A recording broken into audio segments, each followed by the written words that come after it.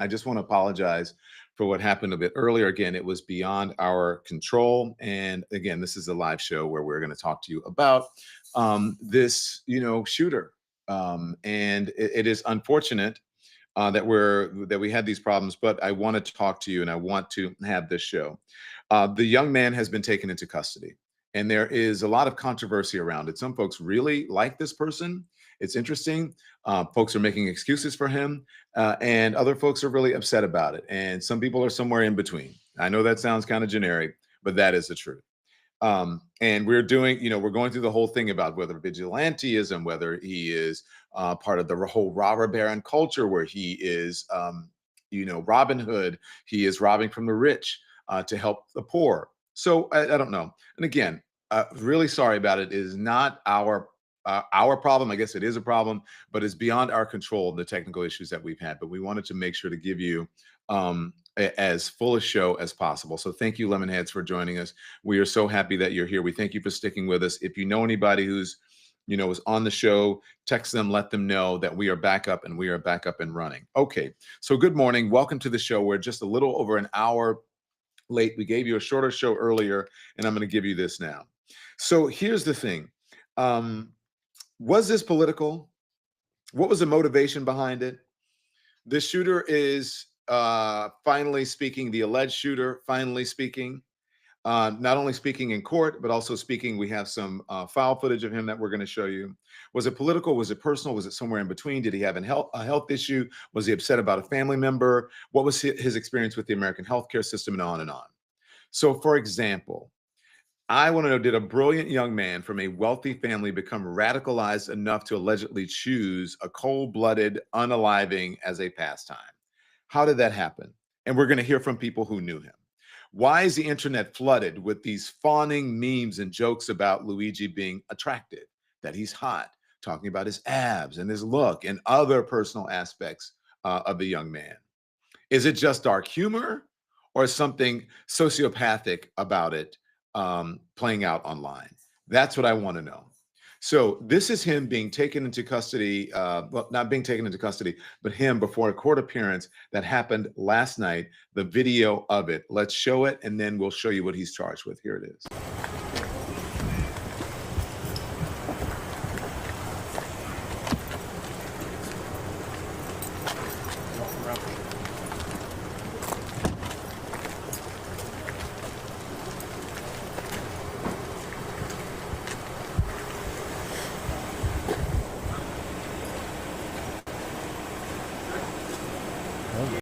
So there you go, him being taken into custody. Here is what prosecutors have charged him with well, I'm sorry, before that. This is him, New York Times photo that has been up a lot, for him looking back at the cameras. Apparently the cameraman must have called his name. He looked back at the camera, and this photo is via the New York Times. Let's put up the charges now. One of the charges is murder, all right, that he has been charged with.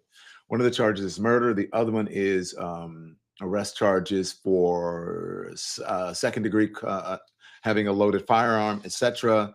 But again, he is been charged with murder in this case, with the unaliving of someone. Those are the charges.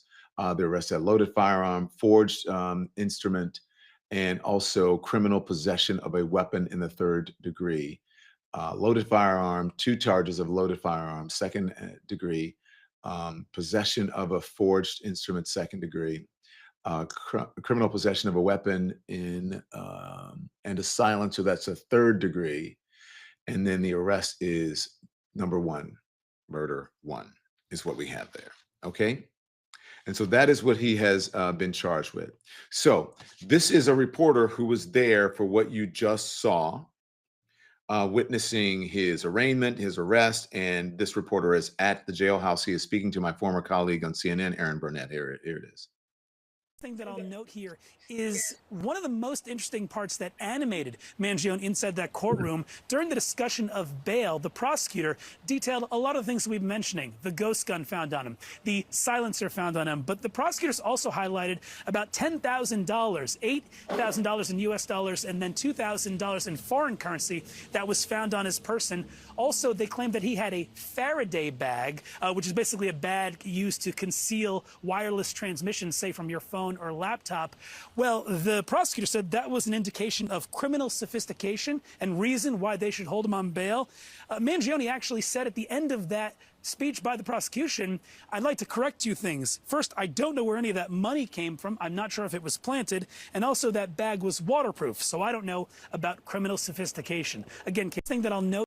Okay, so that's what last night, and that's what the reporter was saying. And by the way, it matches up with something that his friend told Aaron Burnett last night as well. His friend saying, look, I don't know where he got all of this money, because apparently he didn't have all this money, even though he comes from a wealthy family, apparently. And also his family was reportedly richer than the CEO. Okay, he came from a wealthy family who owns businesses and whatever, a historically wealthy family. So a generationally rich family. Okay, so this is a friend who knew him. This is quite a long interview that I'd like to put in, and then we'll pause and we'll discuss it. But this is a friend who lived with him at this place in Hawaii after he moved there. This facility, I guess, for workers and what have you. But it was sort of a shared facility where people who lived there and worked there, what have you. And this man was his friend, and he talks about some of the things that was reported by that reporter in that CNN report right there. Here it is.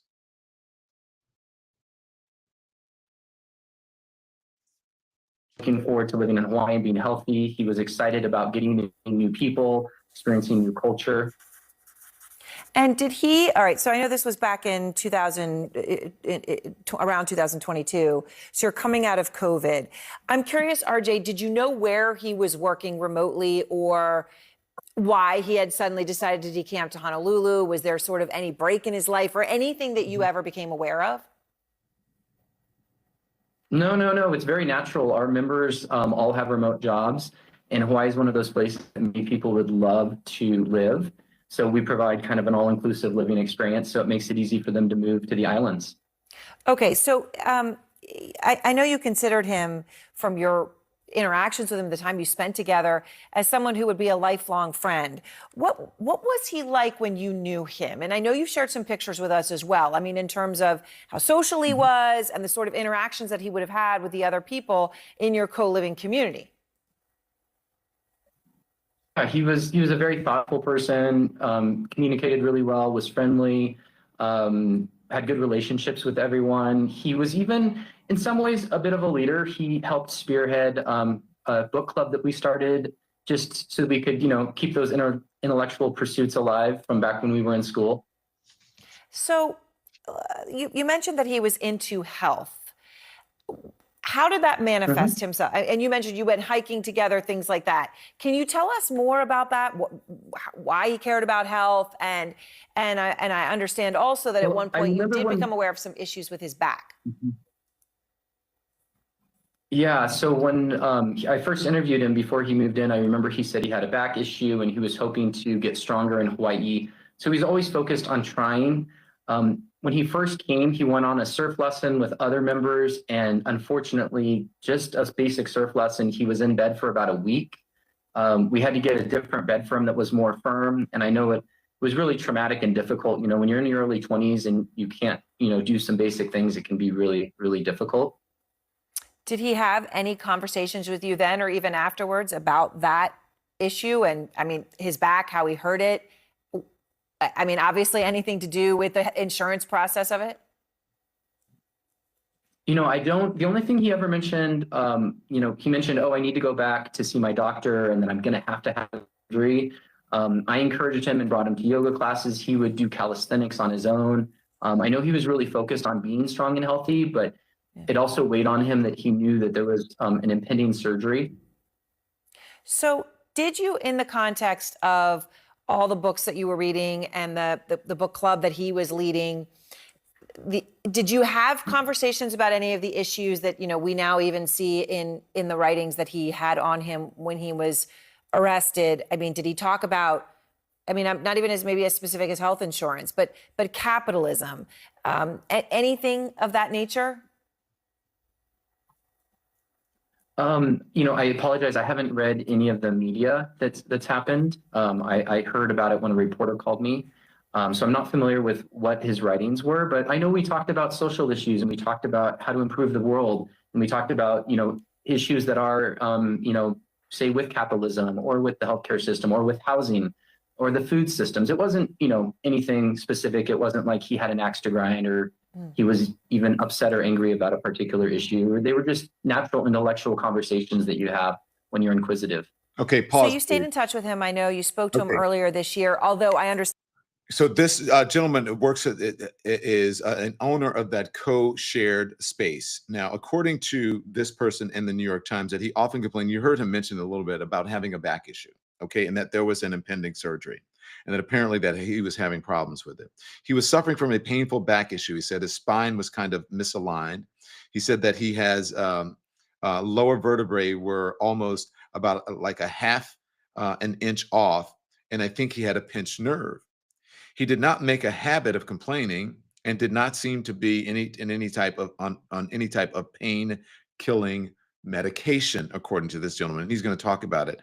And so folks have been sort of positing or trying to, at least trying to figure out a scenario which would lead this alleged shooter into committing this crime, trying to figure out a reason for it. And it is believed that he had an issue with the health insurance system and that this was somehow him exacting revenge on it. This is a person with whom he lived with a group of people in this sort of shared co-space, as they say, of working and living together in Hawaii as he worked as this sort of technical guru of sorts as he lived in Hawaii. Continue, please. Understand, RJ, that you tried to reach out to him multiple times even since then, but that he had not responded in those cases. Can you tell me about your last conversation with him? Mostly just text messages. So I knew he was going to have a surgery. So earlier this year, I checked in with him. He confirmed that he had surgery and he sent me the x-rays. It looked heinous with just giant screws going into his spine. After that, he called me once. I didn't pick up. We kind of texted a little bit, but unfortunately, I feel terrible now. I wish, I would have made more of an effort to communicate with him. Did you ever have any conversation with him where he brought up anything like guns or anything in that area? Never once talked about guns, never once talked about violence. He was absolutely a not violent person, as far as I could tell. Yeah. So RJ, in all of this, as you're just struggling to get your head around what happened here with someone, that you had considered would be a lifelong friend. And I know you've only had a few hours to even try to comprehend it. But just in these initial hours, do you have any idea why or how someone that you knew in the way you knew him could have done this? Personally, I can make zero sense of it. There's never justification for violence. We live in a democratic system with processes and procedures to address, our issues. And I can make no sense of it.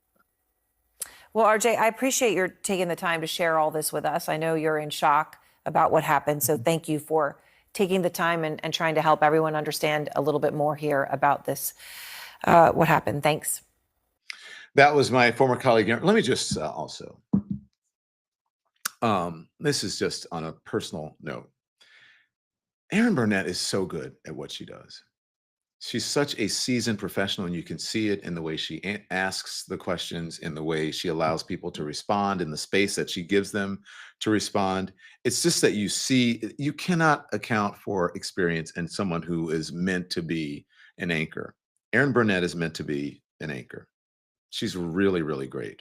I could have watched that interview for a much longer time. And it's just, I feel that it's just, what a shame that she doesn't get to show that those qualities off because there could have been in that space room for a longer interview with him that I think the audience would have tuned in for, because this is a person who so far knows him the best. As Kurt, and the folks who are in green are members, and I appreciate you for your memberships, and we'll have an update on that. Kurt Bonnet says, I love Erin. I do, Kurt Bonnet. I think she's great, and you should shout her out and tell her that. Jane R., she's always been incredible. She is. Beth Colley, Erin Burnett is outstanding. I agree, Don, says August to Winter. Virginia Thomas says, yes, I love her. I agree, Don. I've always liked Erin, says Marie Marfel.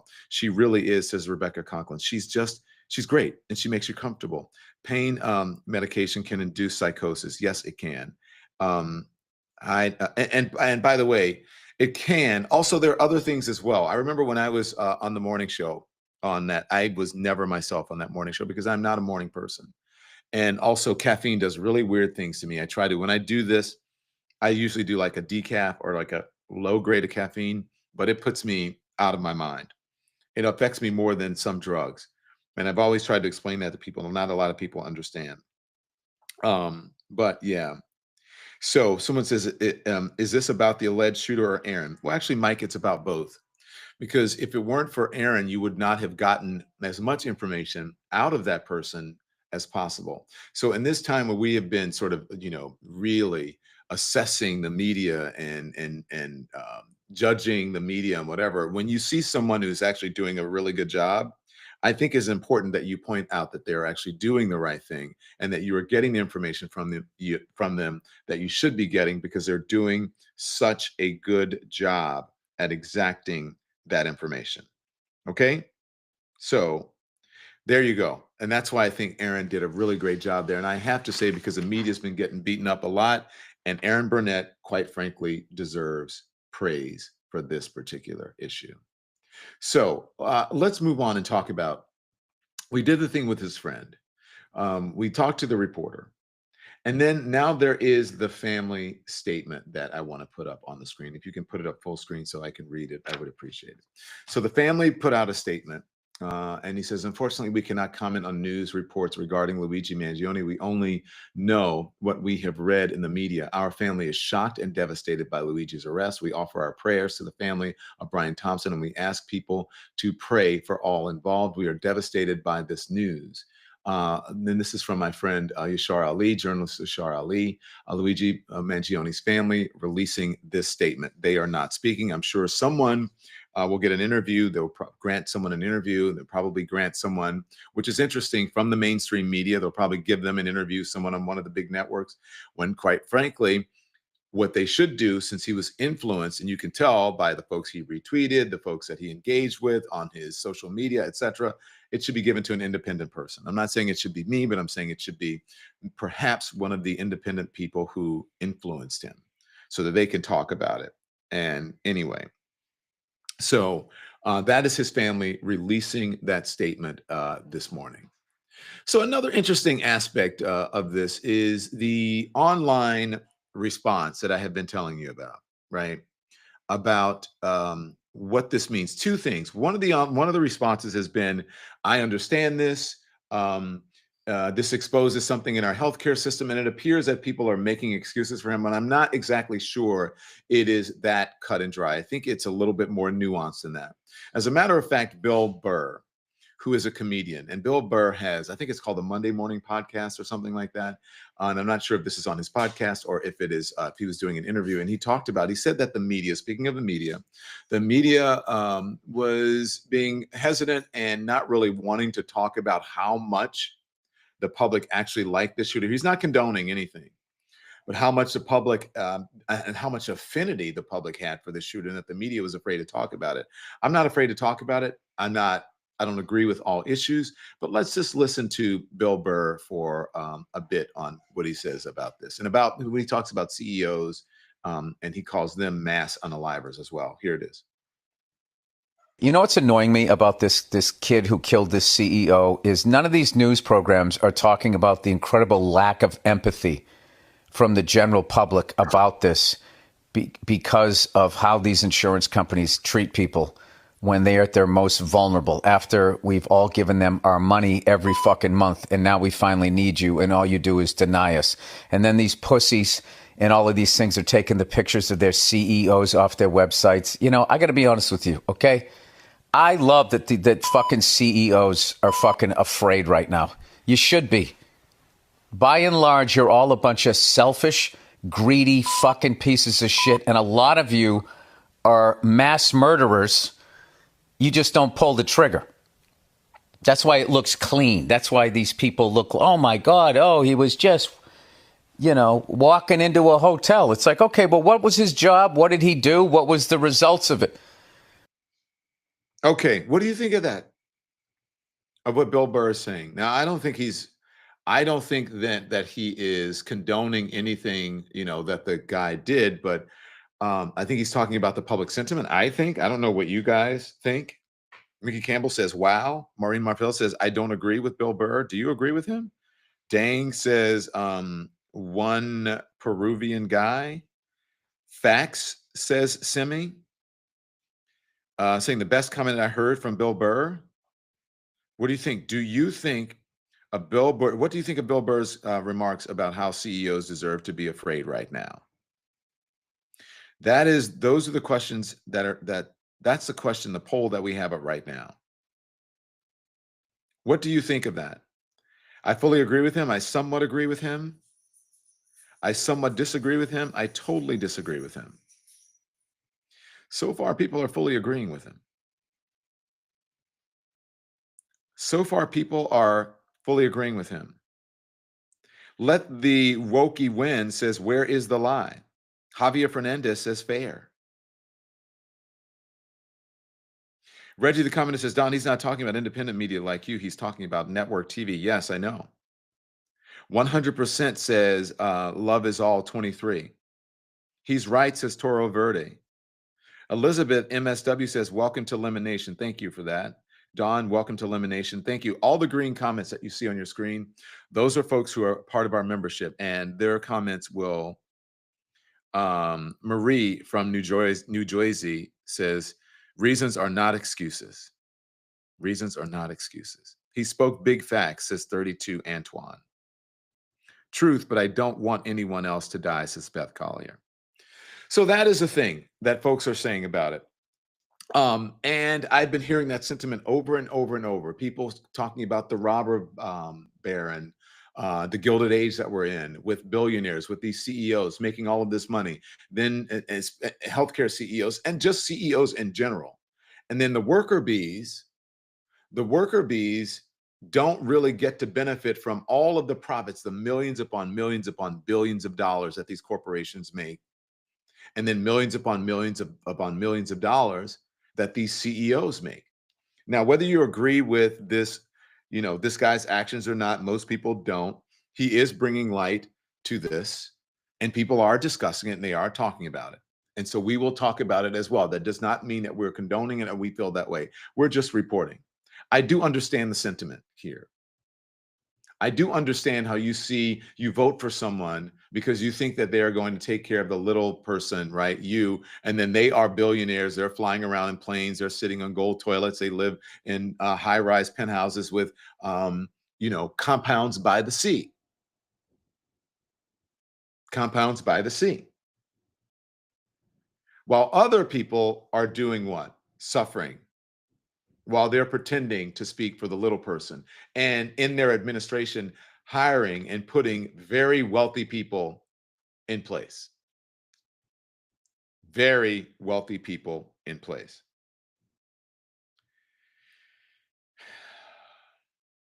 That should be disturbing to a lot of people, and it should be concerning to those CEOs. I believe in capitalism, but I think there's something to this that will come out of this particular situation. Look at those are some of the things that people are sharing. That was just a meme, and we'll talk about that in a little bit. But how does someone like that get to be where they are now? And why the sentiment? And what are officials saying about the public sentiment? Because whether these officials like it or not, whether you and I like it or not, there's a lot of affinity, as Bill Burr said, for this young man. The governor of Pennsylvania, Josh Shapiro, is not happy about it. These are his comments yesterday evening. Violence can never be used to address political differences or to address a substantive difference or to try and prove some ideological point. That is not what we do in a civilized society. That was true in Butler. It was true in New York City. And it's true anywhere. That is not how you make progress in this country. The person, the suspect here, who shot at that CEO and killed that CEO is a coward, not a hero. And we need to make sure that in this country, we get back to having a civil discourse about our differences. And that is an important lesson coming out of Pennsylvania. And it is one that I think the rest of the nation needs to hear as well. So, what do y'all think of that? Is it too preachy? Do you agree with him? Because I have to say, look, again, I'll tell you, I don't agree with vigilantism, unaliving, or whatever. But there is a lot of public sentiment for him, right? I don't agree with it. One full stop. And I made that very clear to you guys the first day that this happened. And then when I started seeing the comments, you remember? And you guys were like, Don, read the room. And I said, well, you don't even know if this is the case. I mean, you know, it is the Occam's razor theory. You know, it is usually the most obvious answer or reason is turns out to be it. And I said that would probably be the case. And it appears to be the case here with this particular one. But what do you think? Everyone always talks about when it affects them.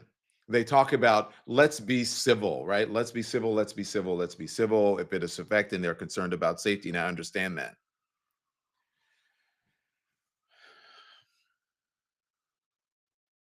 There's a thing called civil disobedience. There's peaceful civil protest. Do you believe in that? Do you agree with that? Do you believe that that is the case? Are you concerned that this will go further and that this could go further? How do you guys feel about that? Some of your comments. August to Winter, again, a member in green. If you're a member, I'm going to prioritize your comments. And by the way, I do have to say something about someone who is on here at CME, who is gifting a lot of memberships. And I see you, CME, or is it Simi? And I thank you. You are fantastic. And folks, I believe, don't understand the process here because of the memberships. So Simi, thank you so much. But how do you feel about that? August Winter says, Don, the insurance companies really need to rethink their approach and think about the consumer. Agreed. Again, nobody's condoning what happened. Rich Buddy, thank you so much for your support of independent media. Elizabeth Warren, blast UHC CEO and hearing eye-opening. Thank you, Rich. Again, Jackie says, I'm not agreeing. Jackie, why aren't you agreeing? Tell me why. Mama Bird says, I like Josh. I agree with some of his speech and I disagreed with other parts of it. Which one? What did you agree? Casual Observer, just wait till the recession when lots of peeps are out of work. What about when they try to get rid of Obamacare or the Affordable Health Care Act that people like? Maureen says she agrees with Shapiro. Kurt Von A says passive resistance. Passive resistance. 32 Antoine says we don't want to be talked to like we are kids. I found that to be a bit condescending. I did. And a bit tone deaf. And a bit tone deaf. Tell the people with See Me Once as welcome to the LemonNation. Tell the people thank you. And for those of you who are gifting, I appreciate it. Audrey Pinkney, I don't see my member message.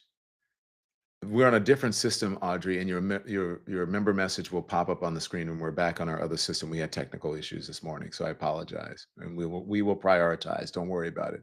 Lisa G says, very concerned that others will watch this and believe we will see more of this, sadly. Jay Blake says, unaliving one CEO is making a difference, so isn't making a difference. So what was achieved? It's crazy. What was achieved? Thank you, Michelle Lee Honda, for your support of independent media. Don, you are a treasure in this world. Keep it up. Thank you. I appreciate you. And also, Michelle Lee Honda, for a very similar amount that you just gifted us, you can also become a member. So go onto the YouTube and you should be able to join. And I will talk to you about some of that. Some of you are having issues with membership because on the iPhone, it doesn't really offer you a place to do it, but there's a way to do it. There's a way to do it. Linda Schmidt says, welcome to the LemonNation. Thank you, Linda Schmidt. I appreciate it. And Simi, I see you. Thank you so much for your support of independent media. Thank you. Thank you. Thank you, Cecily Boyd. I appreciate you too. Thank you so much, Madeline Scholar. I appreciate you. All of these members who have joined us, and I see you. What is going to happen next with the insurance industry, and so on? And let's talk just to get back to the shooter. So you have this public sentiment. You have Bill Burr saying what he's saying, and I see what the folks are saying online.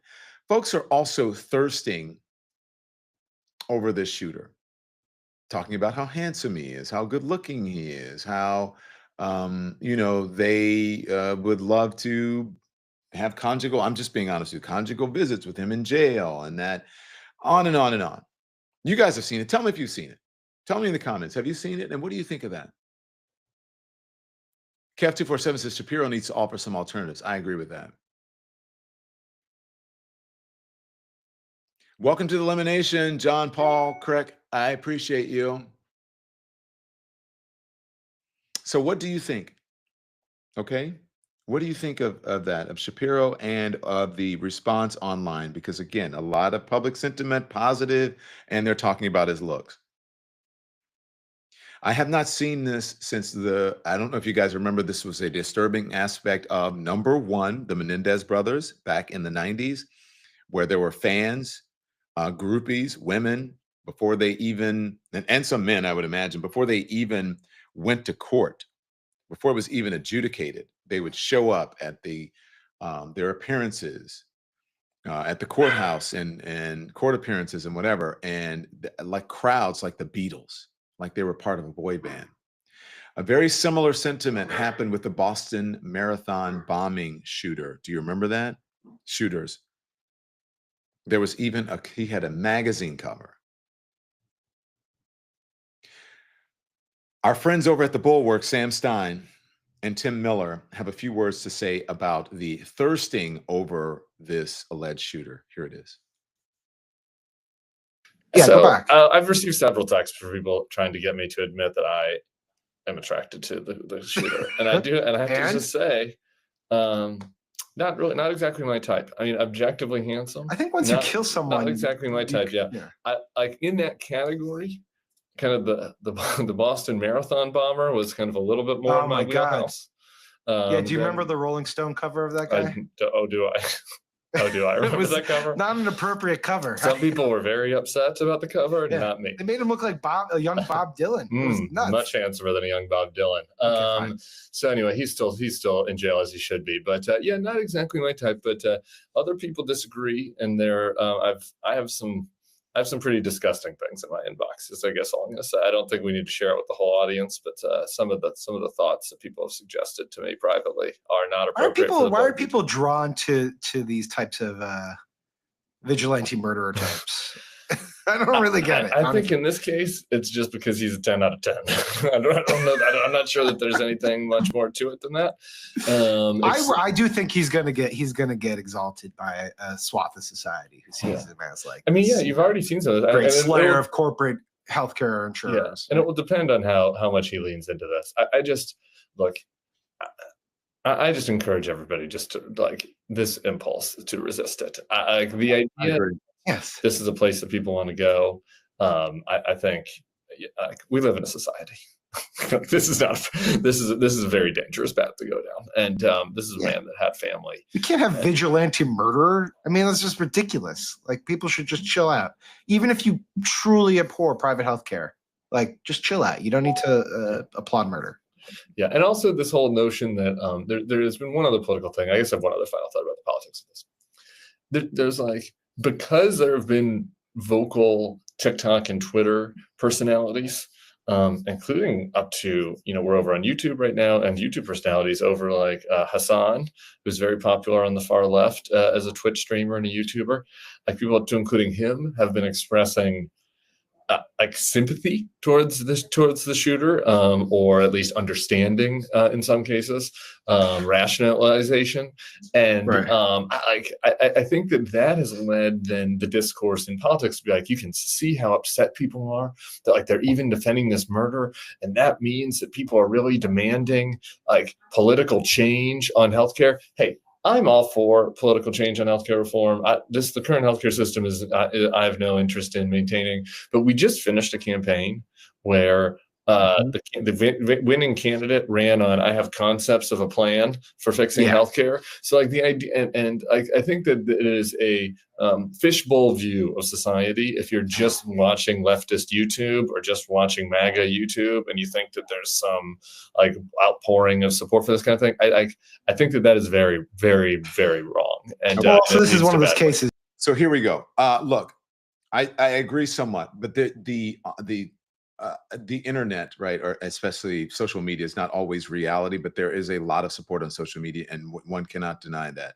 I actually went out this weekend to ask about that support, and there were people saying, most people said, I understand if it is indeed the case that he was sort of denied or was having issues with his health insurance, and then I understand the public sentiment and why they may feel that way. I don't agree with the vigilantism. I don't agree with unaliving someone or shooting someone because you disagree, because there is you have a problem.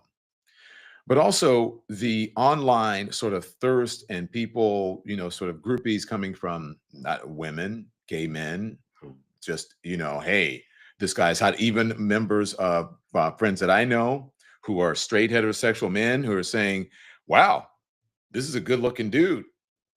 Good luck finding a jury of women or men who, are not going to be somehow biased or influenced by his looks. Interesting perspective that I never thought that I would hear. Is it appropriate to talk about how the alleged CEO shooter was hot? That is a poll that we have up now. Is it appropriate? It's really disgusting, says 39% so far, but it's totally fine to state facts, says 29%. It's not that far off. It's not that far off. Tell the people with Simi and W1 says Luigi is becoming a martyr. He is becoming a martyr. Boy, this is Tracy Nelson says, thank you. Thanks for the membership.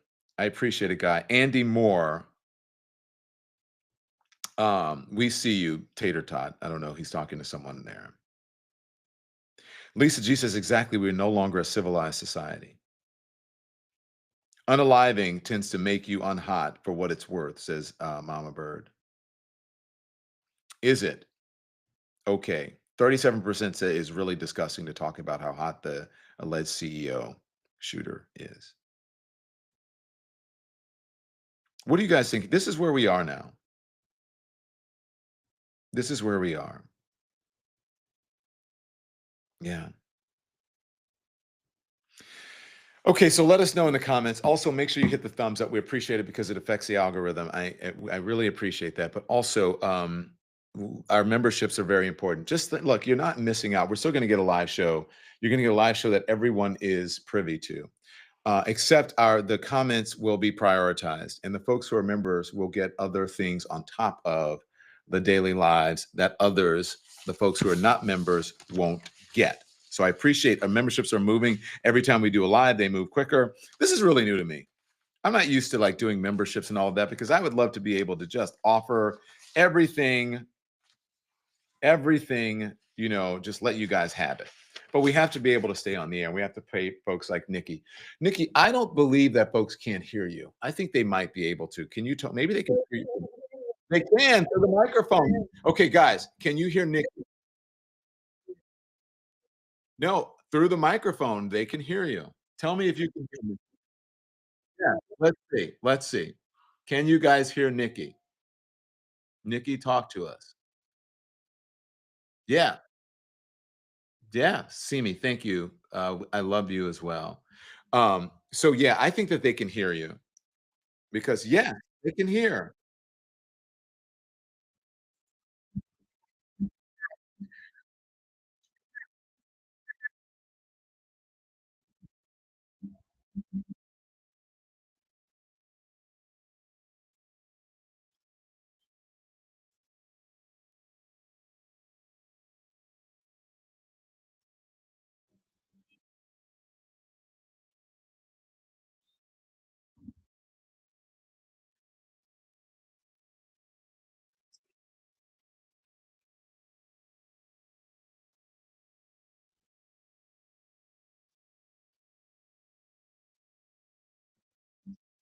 Yeah.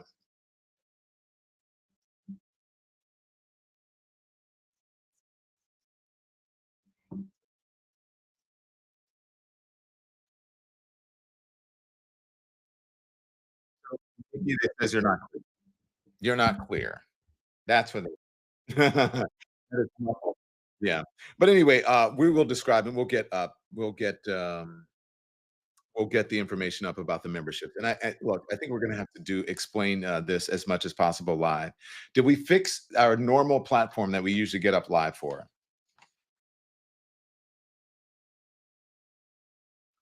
We're going to run a test right after this. And I think, Nikki, we're going to have to do, which we obviously we're going to today, the 5 o'clock was supposed to be for our members, right?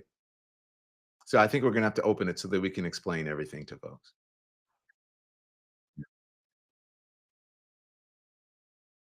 Yeah. Okay. So listen, I want to just apologize actually for the technical difficulties earlier. That was the first time that that's really ever happened to us. And so we'll get back on track. And so anyway, there you go. So we're going to see you live at 5 today. Okay. And we'll explain everything. We'll explain the memberships and and hopefully we'll be back up on our regular platform so that it goes out to everyone. Your comments are up and we can give you what we promised. Okay. So I'll see you later. Thanks for watching.